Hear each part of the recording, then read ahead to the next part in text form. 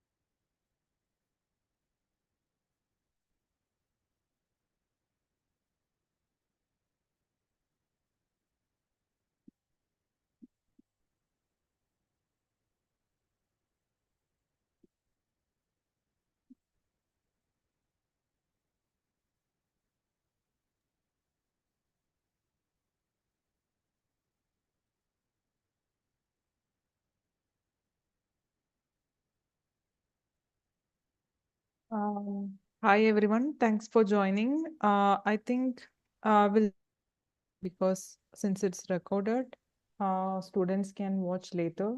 Those who are not able to make attend the video. Shall we start, Umesh?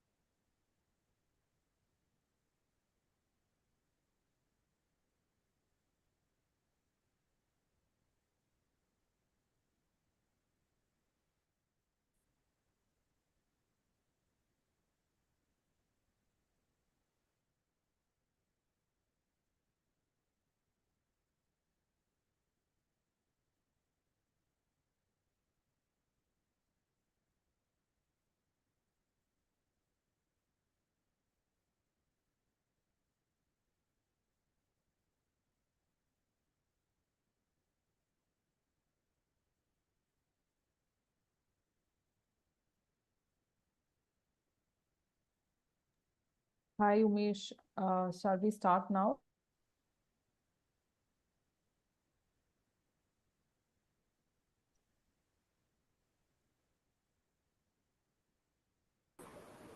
Hi. Hi, Amrita. Wait, hang on. My video. Yeah, there it is. All right. Yeah. Let's start. Quite a few questions this time, and there's some overlap between some of the questions across participants. So I'm just going to look at these questions sequentially. Um, The first few are from Ram, and he asks, while conducting distance sampling using bird vocalizations, how does one deal with a scenario where we cannot see the bird but can hear it and identify it very clearly? The distance and angle measurements can be in error. Usually, when you hear a bird and you're able to identify it, you're pretty sure you know where it is. For example, if it's sitting on a bush or it's sitting in a tree, you know pretty well that that bird is sitting in that bush or in that tree. So you can just take the angle and the distance to the bush or the tree that the bird is sitting on.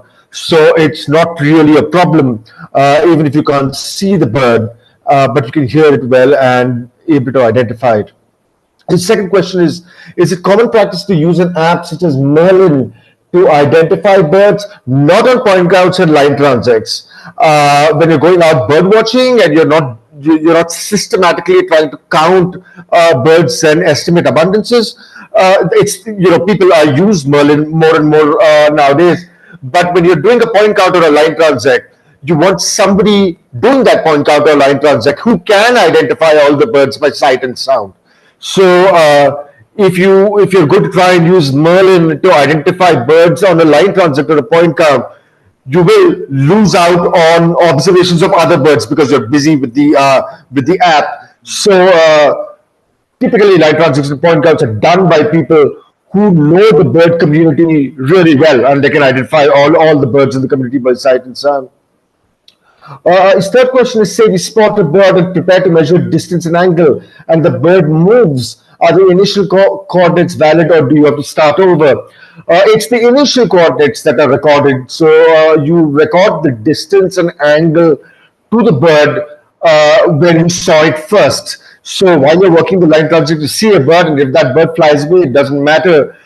You're not tracking that bird as it moves. You're calculating, you're measuring distance and angle to the initial location of the bird. He then asks, how do we determine detection probability in a habitat? That's based on the distribution of distances that you have.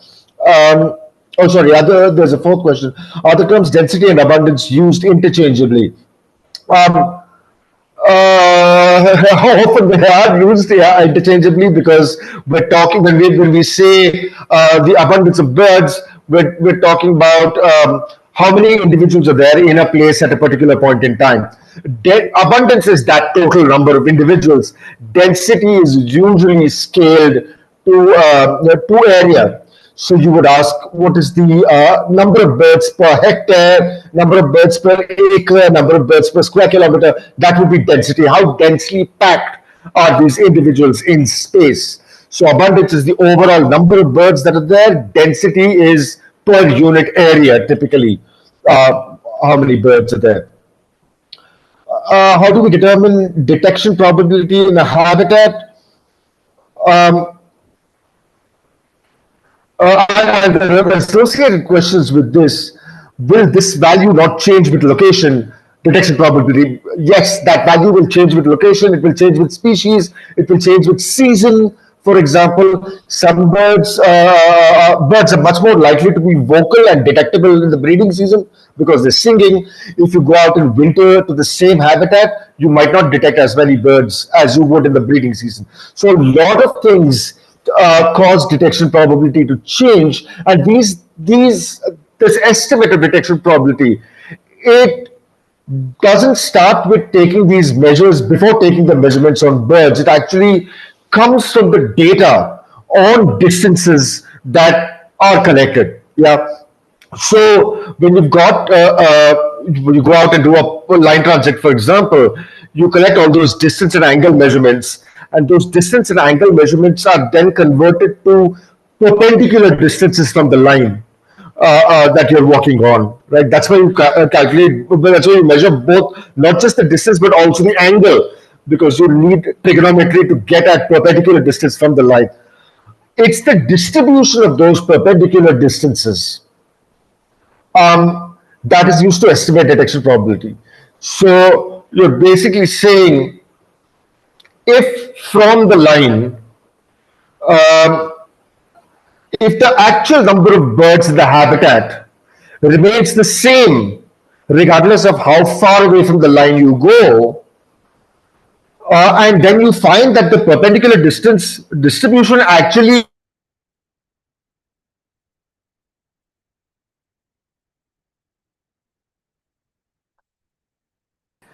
closest to the line, you have a lot of detections, and as you move further away from the line, the number down, then it's based on those assumptions that we've already talked about in the lecture.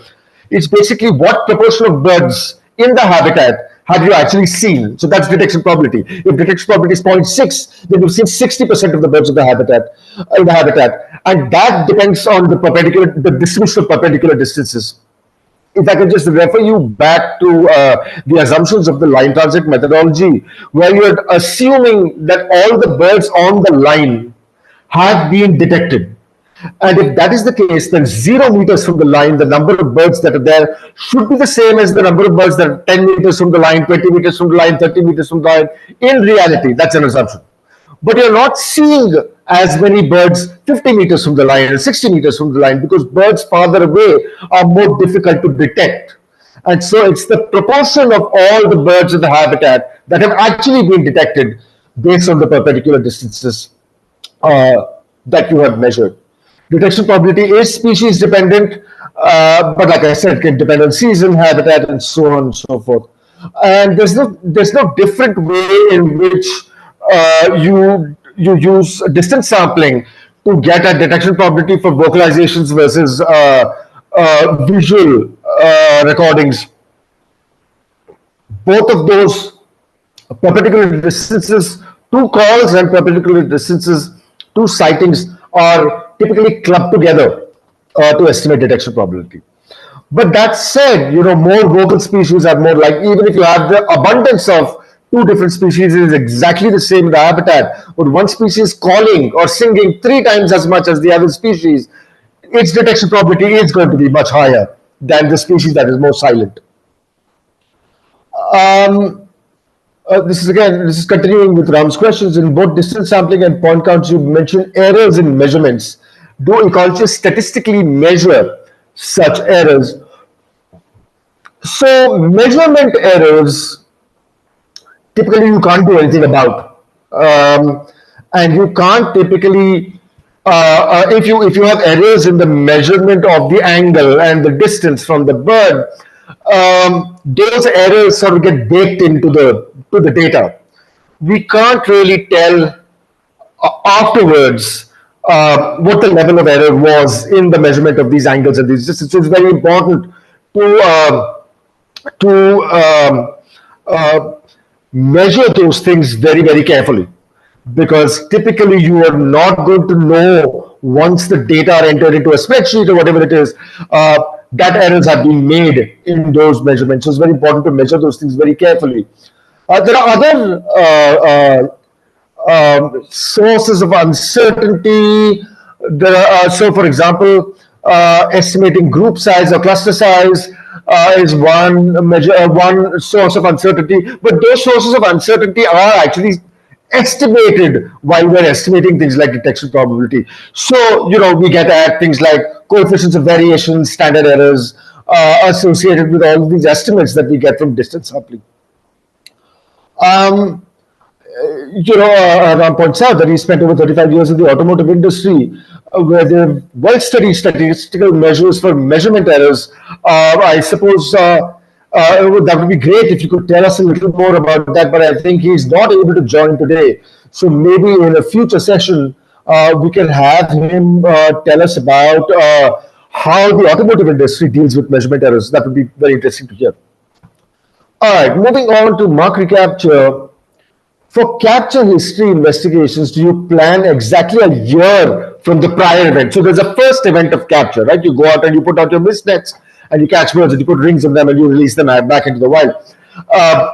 Whether you come back, so what determines when you come back, right? And do the recapturing in that habitat?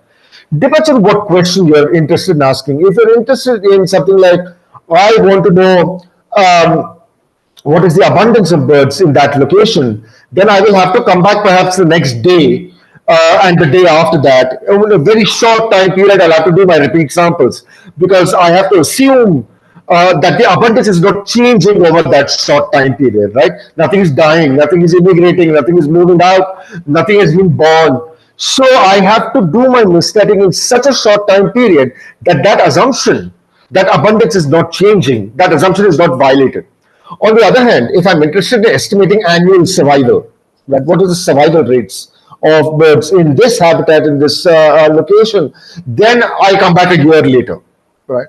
Now, if I'm interested in saying what is survival rate in the summer versus survival rate in the winter, then I'll have to do my sampling such that I start at the beginning of the summer and then I end at the end of summer, and then I start at the beginning of winter and end at the beginning of winter. So the time periods, the time intervals that you're using depends on the questions that you're asking. Whether you're using closed models that estimate abundance or open models that estimate things like survival and recruitment.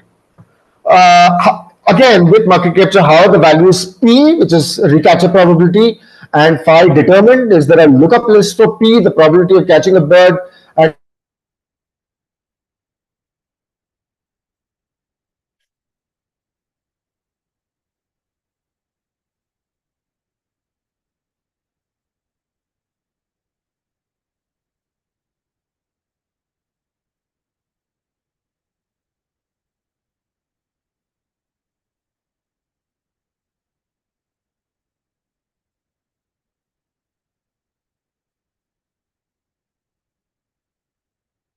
survival probability? No, there is not. They're estimated from the data that are collected. They're going to be species specific, they're going to be habitat location, into the field.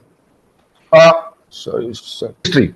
That capture history is a string of zeros and ones. So caught in the first year, one, not caught in the second year, zero, caught in the third year, another one. So you're getting a string of ones and zeros.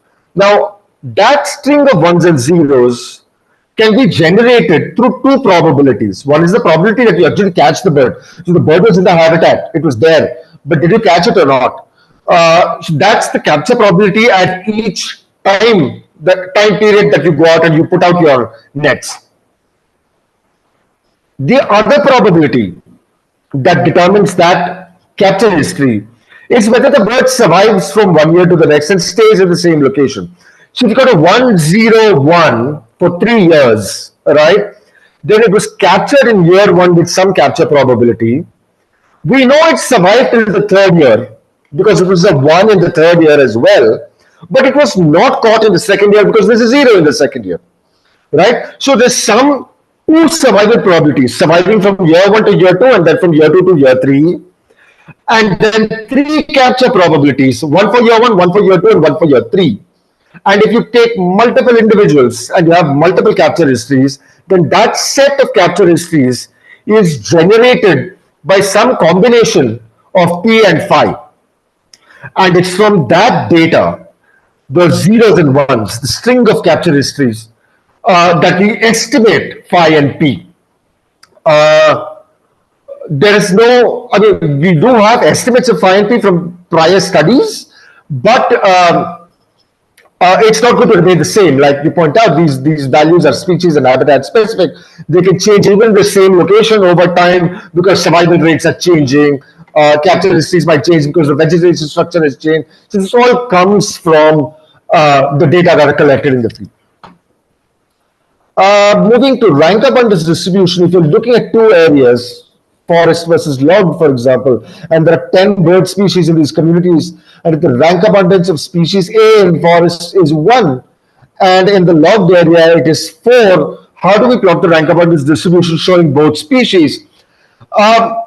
So the rank abundance distribution doesn't really care about species identity, right? You're just showing in the rank abundance distribution in order from the commonest to the rarest species. So you'll actually have two curves. One curve for the primary forest and one curve for the log forest. In the primary forest, the curve will start with this species A.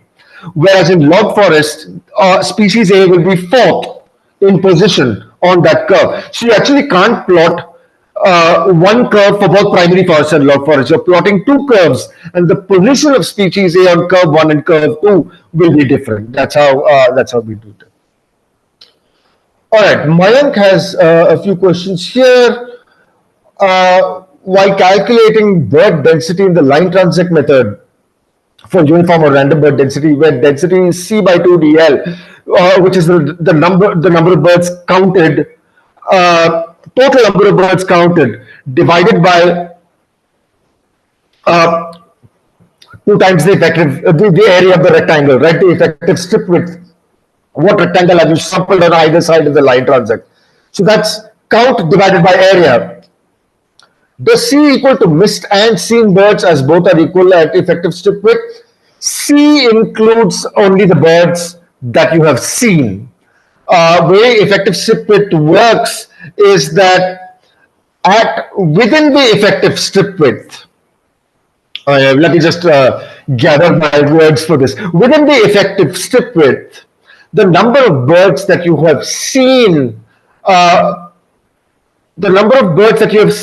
outside the strip, beyond the strip, is equal to the birds that you have missed inside the strip. So you're basically saying, I'm going to find that distance, and this distance is coming from the data. It will change every time you go out and collect distance sampling data. But let's say effective strip width is 20 meters, and you have sighted 100 birds beyond 20 meters. If that is the case, and you've estimated your strip width correctly, you have missed 100 birds within the strip, right? That's the way it works. That's how strip width is calculated. So you're finding that distance where the number of birds missed inside the strip is equal to the number of birds seen outside the strip, right? And so within the strip, the number of birds, actual number of birds, is the same as the number of birds that you have seen, because the number of birds missed outside the strip are the same as the number of birds seen outside the strip is the same as the number of birds missed inside the strip. So basically, for all practical purposes, you can just say how many birds did I count in total and use that to get at density. If you're doing a density count for a new habitat, is there a method to calculate effective strip width or effective radius? That again, that comes from the data, right? You're going out and you're collecting all this distance data. And you put that distance data together and you look at the distribution of distances. The effective strip width or the effective radial width comes from the data. This is not pre-decided. Um, you you you have to go out and collect the data and then come back and estimate the effective strip width or the effective radius from the data itself, right? You can't even say, I'm going to go to the same habitat next year and assume that the strip width or the radial width is going to be the same, because things might have changed in the habitat. Bird densities might have changed, the vegetation might have changed, and so detection probability changes. And if detection probability changes, then effective strip width and effective radial width will also change. So the information on that comes from the data. It is not predetermined. What is the size of area for which this formula? So within two sample market capture population, to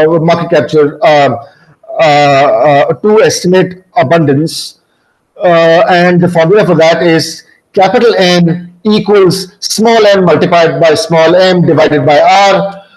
N and m on the right hand side of that equation. N and m are the number of individuals captured in the first occasion, and the second occasion, r is the number of recaptures. What is the area for which this is applicable? There is no lower limit, or I mean, there's a lower limit for sure. You can't sample populations in an area that's smaller than what the population is using. But you can use this for very large and very small areas as well. If you're using this formula in an area of 10 square kilometers, for example, how many such points will be required to set up? The more points you have, the greater the capture probability, right? If you put out 10 nets and you put out 20 nets, you're likely to catch twice the number of birds in the second instance than you would in the first, right? On the other hand, if you have too many nets, then the birds realize, oh, there are nets here, and they'll start avoiding them. So when we do this work in Arunachal Pradesh, we have for a 4-hectare area, 10 square kilometers is huge. If you're talking about passerine birds in forests, especially 10 square kilometers is a massive area, and especially if you're working in forests and mountains, it's very, very difficult to measure things at the scale of even 1 square kilometer. We're more talking about things like hectares, where 1 hectare is 100 meters by 100 meters. That's 1 hectare. And 100 of those have to come together to form 1 square kilometer, right? And it's very difficult to do that. You could do it maybe in desert or grasslands where the terrain is easier to sample, it's flatter, visibility is better for longer distances. But our plots, when we do our market capture work in Arunachal, our plots are about the size of 4 hectares. And in those 4 hectares, we put out about 25 to 28 nets. So the nets are arranged in a grid and they're about 40 meters apart from each other. That's the way we do it. Of course, depending on the habitat, depending on whether you're doing this in open forest versus closed forest, or you're doing this in grassland or desert, those distances and numbers can be different. There is no one answer to this question. Instead of putting out 28 nets, we could have put out 45. It just so happens that we have found with experience that 25 to 28 nets works best. All right. Yes.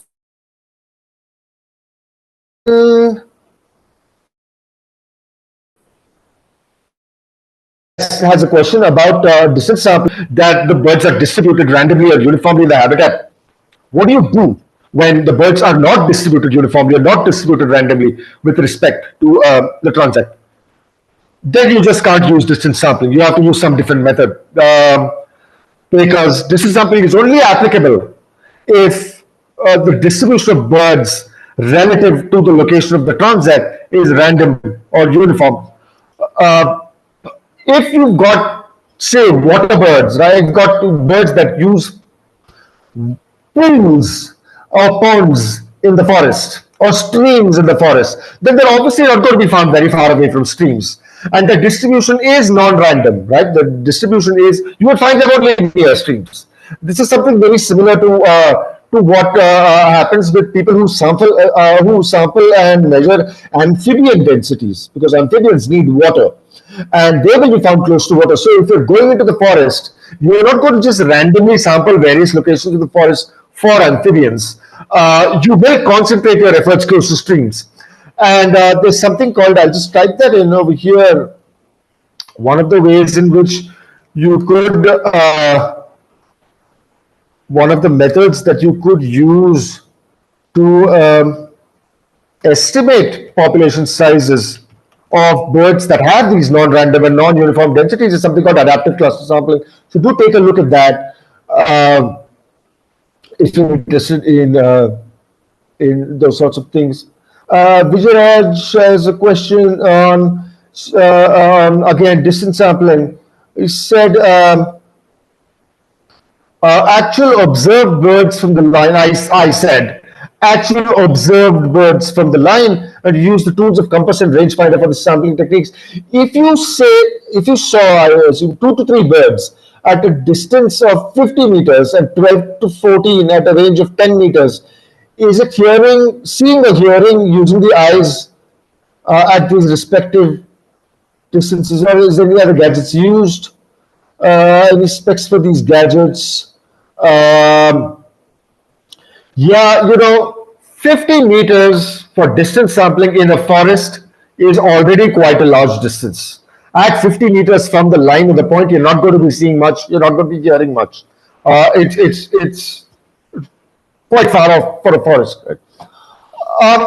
So I will use sight and hearing to detect these birds while we're doing distance sampling. Compass, rangefinder, and binoculars. I find that for me the best kind of binoculars are what are called, I'll just type that in again, are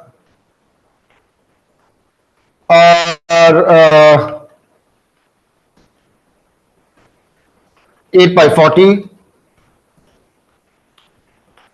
8 is the magnification and 40 is the size of the objective lens, which is the bigger lens in the binoculars. And the larger that number after the X, the more light that comes into the binoculars. So what you want is a ratio between 40, the ratio between 40 and 8 is 5. If you had, instead of 8 by 40, you had 8 by 48, the ratio would be 6. And that second pair of binoculars would admit more light into it, making for a clearer image than something than an 8 by 40. And if you had an 8 by 16, that ratio would be 2 and it would admit even less light. Right? But I find 8 by 40 to be sort of suitable, because if you go, the larger it becomes, if you do a 10 by 50 or a 12 by 50, the binoculars just become larger and larger and heavier and heavier. I think 8 by 40 is something that I would say almost all ornithologists who work on land birds use 8 by 40s. Whereas with water birds that are generally less mobile, easier to see in open habitats, you might use a scope or binoculars that are mounted on a tripod that have higher magnification.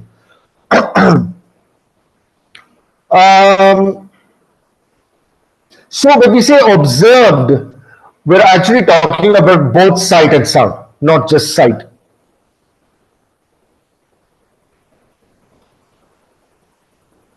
And there are a whole lot of other things in the observation process that if you're going to do line transits at dusk, versus doing them at dawn, things are going to be different. Light levels are going to be different. Your ability to detect birds is going to be different. So my answer about the 8 by 40 is from my personal experience studying estimating bird densities in rainforest. There might be other people working on other habitats that have other preferences for equipment. Ram asks, I'd like to understand the basis for the assumption that, again, we're back to two sample market capture, which, by the way, I must say, that was just a conceptual example. In the market capture community, almost no one uses two sample market capture.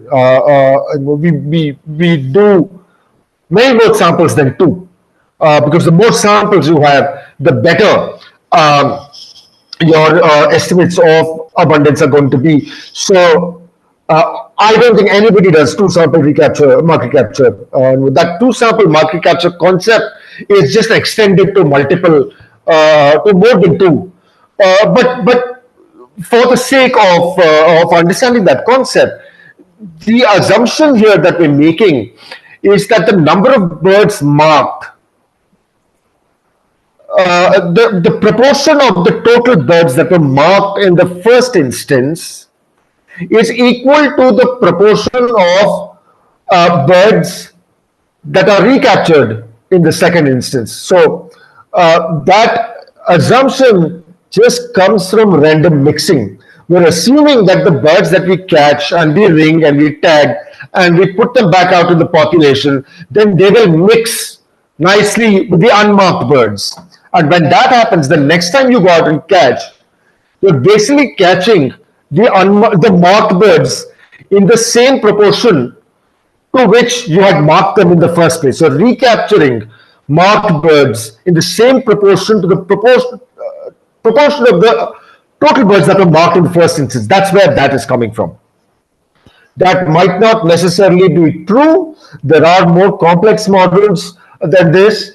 Even in close capture estimation, you could have, for example, birds becoming trap shy, something called trap shyness. So you catch a bird and you mark it, you put it back in the habitat. Maybe it's not going to be recaught in the same proportion as it was caught in the first time, because it now knows the misnets are there and it needs to avoid them.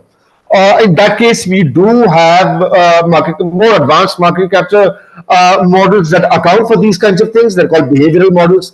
Trap shyness account for things like that. But those are those are quite advanced models that have quite a lot of statistical underpinnings to them, which is probably outside the scope of this, but it can be done. There are ways in which you can account for these kinds of things. Is the misnetting happening at the same location? Your video mentions that recaptures is from a second location. Oh, sorry, did I say second location? I meant second occasion.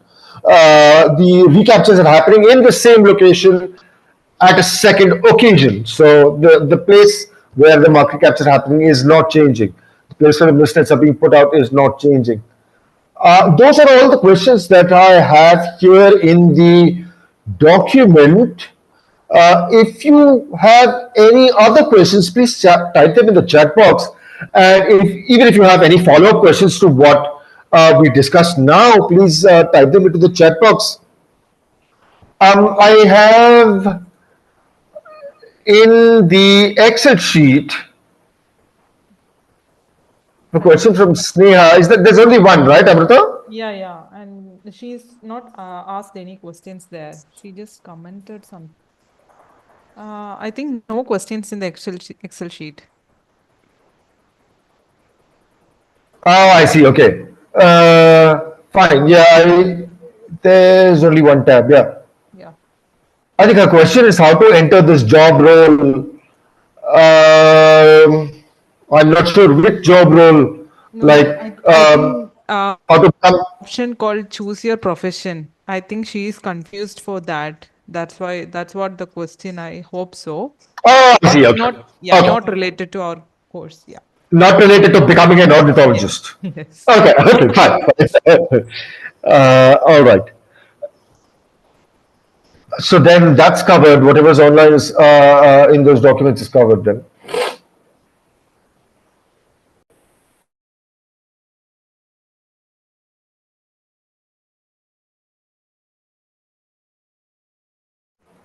Or if your question is too long and you don't want to type it in the chat box, you could just ask it directly.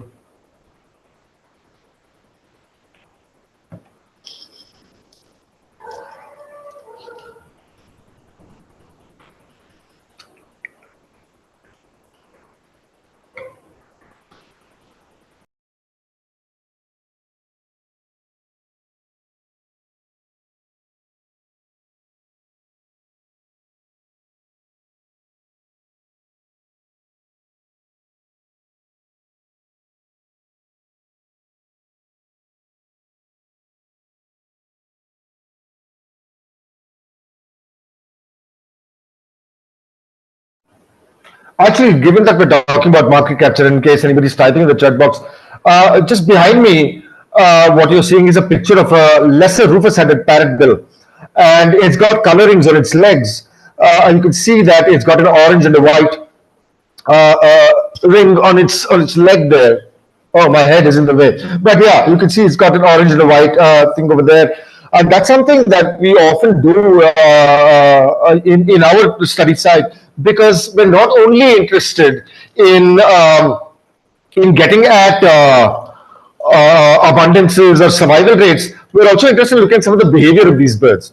And birds form what are called mixed species bird flocks. And what we were interested in finding out was whether mixed species bird flocks is basically it's not like a flock of sparrows or a flock of miners where you only have one species. You actually have multiple species that are feeding together and they're moving together, and they're actually providing each other with benefits. Some are providing access to food, others are warning about predators, and so mixed flocks are very important for the biology of a number of forest species.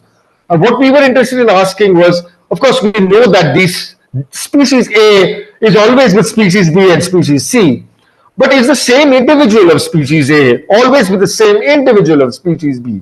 So what we did was we marked these birds with colored rings. So every bird gets a unique color code. So I can ask whether orange and white lesser represented parrotbill is always with blue and yellow, rusty-fronted barbing, for example. And we find that that's actually, like we have Facebook and social networks, these birds in the forest actually have social networks, very, very strong social networks that are consistent across time.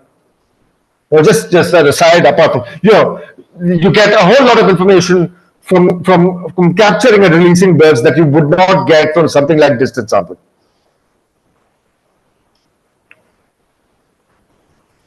Ah, Srisha asks, are there any best practices to be followed while using mist nets, given that they can harm the bird? Yes, there are. You can find that in the Saffring Manual, which is the South African ringing manual. The British Trust for Ornithology also has guidelines. Also has guidelines for this. But I'll say this, the primary thing about mist netting for me, for us, for the kind of work that we are doing, the primary thing is obviously the welfare of the bird. And that involves a lot of things, that involves being careful about a lot of things. Obviously, everybody who is involved in that project doing the fieldwork has to be perfectly trained to extract birds from nets, measure them quickly, efficiently, and minimize the amount of time that they're in our hands, right? We need to, that's what's in our minds all the time. How do we minimize the amount of time that the bird is in a net and the bird is in our hand? The bird needs to be released as soon as possible. That's one. Two, there are minor things. You don't wear watches, you don't wear bangles or rings when you're mist netting because they can get tangled in the nets. and that will cause problems. You have to know exactly where your nets are and check them regularly. We check our nets every 20 minutes. And if it's getting cold, we work in the eastern Himalayas, so it can get cold. If it's getting cold and it's raining, we're monitoring the temperature continuously. If the temperature dips below a certain thing, or it starts raining, the nets are closed immediately, so that any harm to these birds is minimized. That said, once you are well trained at mist netting and ringing, um, it's such a safe technique that in the United Kingdom, as a private individual, as a private citizen, not as a scientist, as a private citizen, you can get trained in mist netting and ringing, and you can actually put out mist nets in your backyard, catch and ring birds, and provide that information to the British Trust for Ornithology. So, if you're trained, it is actually a very safe way of studying birds.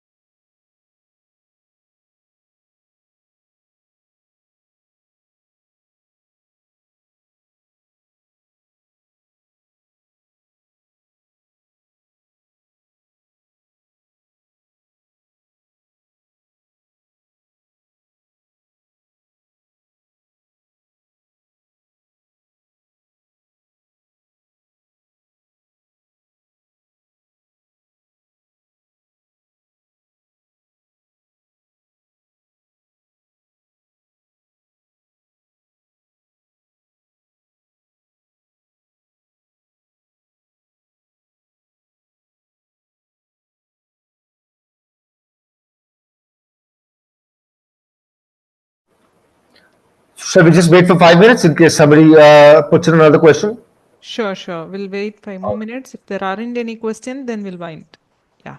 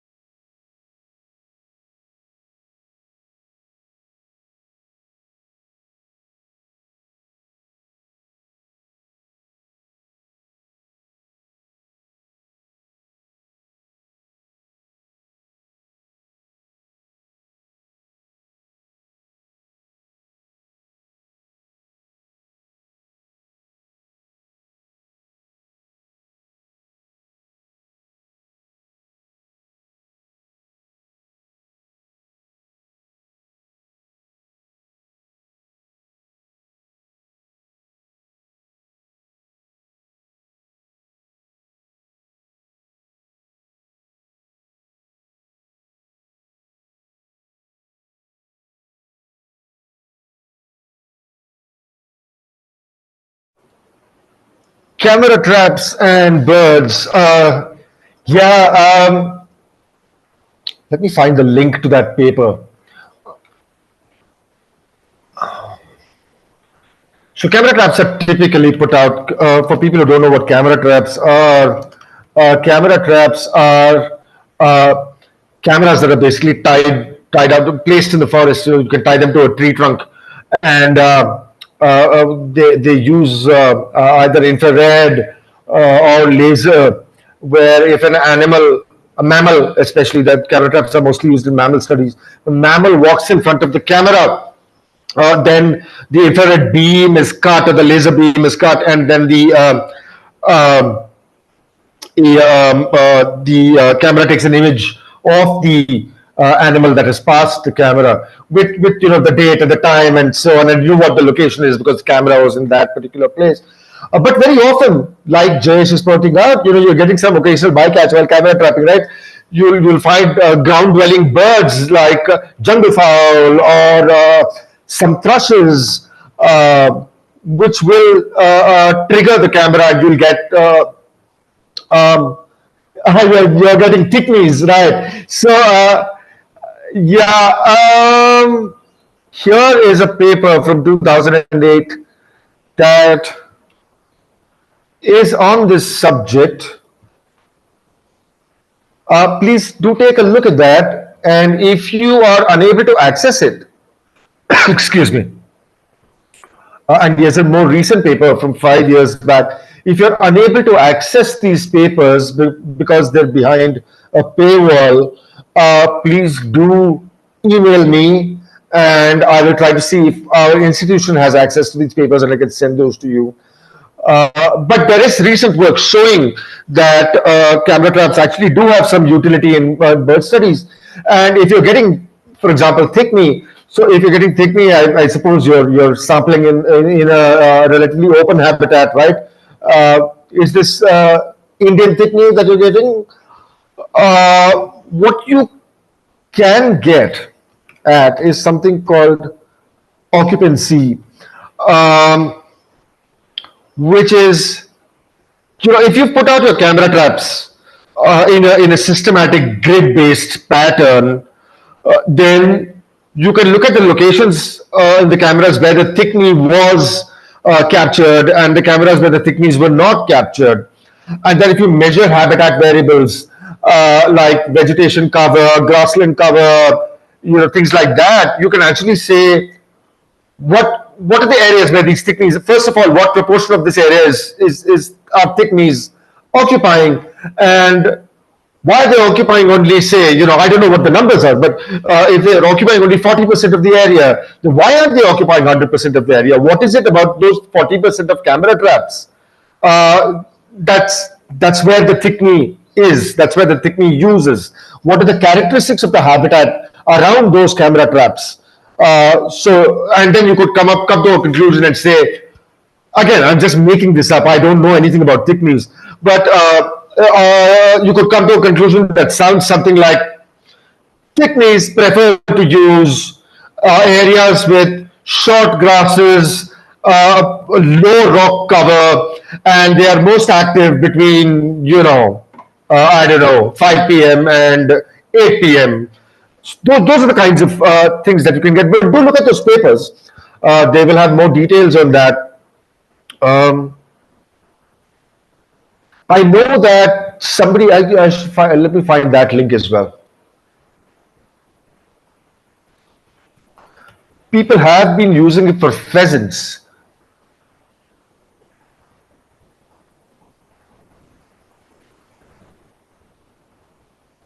Here's two papers.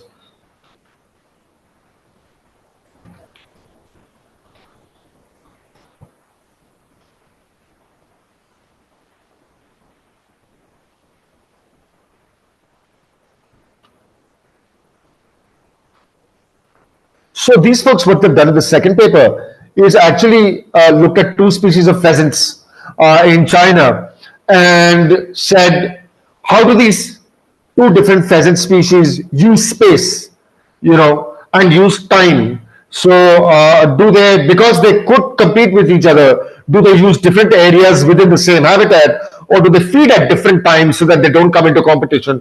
So it's basically spatio-temporal, what's called spatio-temporal resource partitioning in that. So you can get at not just densities. Of course, our session was on densities and estimating population parameters, but you can also get at ecological processes apart from just densities. Hi, Umesh. Can you please share that to everyone? I think you shared directly to Jayesh. I'm sorry. Yeah. I'm sorry. Let me just. Yeah, Zoom has this thing where if it goes directly into direct messages. Uh, yeah.